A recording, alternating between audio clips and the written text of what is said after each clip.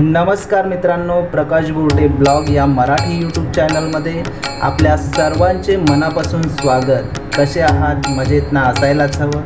तर मित्रांनो, व्हिडिओ पाहण्याआधी आपण जर चॅनलवर नवीन असाल तर चॅनलला सबस्क्राईब करा, फटाफट लाईक करा, कमेंट करा आणि शेअर करायला सुद्धा विसरू नका। चला व्हिडिओ चालू करतोय।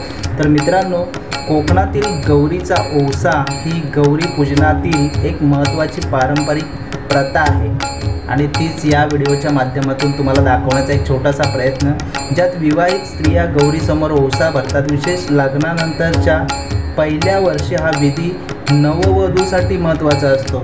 त्यानंतर ती प्रत्येक वर्षी गौरीसमोर ती ओवसा भरू शकते। यात गौरीला आवाहन करून तिची पूजा करून घरात समृद्धी आणि सौभाग्य यावी यासाठी प्रार्थना केली जाते। यात सर्व स्त्रिया एकत्र येऊन गौरीसमोर ओवाळतात। मित्रांनो, गौरीला महाशक्तीचे आणि पार्वतीचे रूप मानले जाते, तसेच तिला माहेर वाचनीचे स्थान सुद्धा दिले जाते। ओवसा ही आमच्या कोकणातील एक सुंदर अशी परंपरा आहे, जी पिढ्याजात जपली जाते। तर आता ही आमच्या खोचरे भाऊकीची गौराई आहे। आम्ही सर्व आता इथे बघा जमलेलो आहोत आणि दरवर्षी आपली ही व्हिडिओ असते।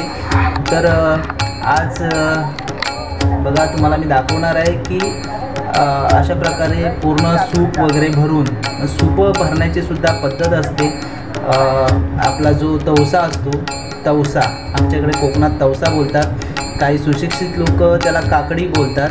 तर तिची जी पानं असतात वेलीची, ती वेलीची पानं ती सुपामध्ये लावायची असतात। त्याच्यावरती विड्याचं पान, फोडलेली सुपारी, त्याच्यावरती 2-3 प्रकारची फळं असतात।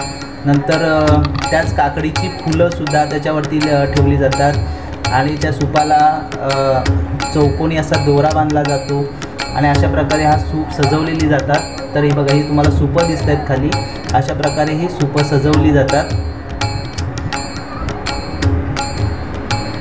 तर मित्रांनो, इथे आता बघा अशा प्रकारे गौरीला ओवाळणी केली जाते आणि विशेष म्हणजे आता हे सर्व झाल्याच्यानंतर, हा कार्यक्रम झाल्याच्यानंतर एकमेकीला ओवसा देण्याची पद्धत आहे। मग प्रत्येक ज्या स्त्रिया जमलेल्या आहेत त्या एकमेकीला ओवसा देतात, वाण देतात, ज्याला आपण वाण म्हणतो।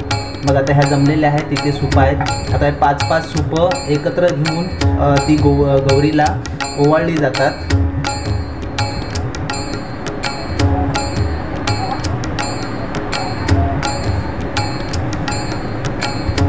बघा, खूप छान प्रकारे अशी ही सूपं भरलेली आहेत आणि कोकणात बघा आता तुम्हाला दाखवतो इथे बघा, आता ही एकावर एक अशी सूपं ठेवलेली आहेत आणि ती ओवाळली जातात आणि नंतर ती प्रत्येकीला दिली जातात।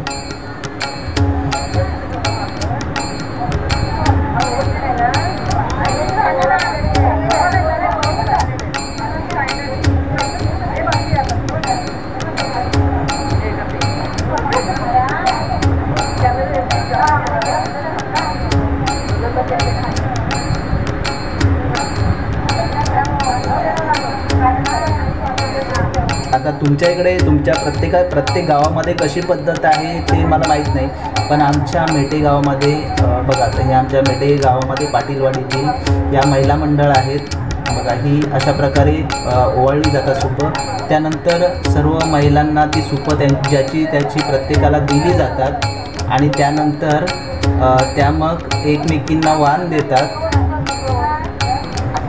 तिथे जर काय वयोवृद्ध पुरुष मंडळी जमले असतील तर त्यांनासुद्धा वाण दिलं जातं। त्यानंतर पहिला मान हा पतीचा असतो, मग त्या पहिल्या जाऊन घरी आपल्या पतीला वाण देतात आणि त्यानंतर मग इतर यांना वाण देतात। तर अशा प्रकारे ही कोकणातली ओवसा पद्धत आहे।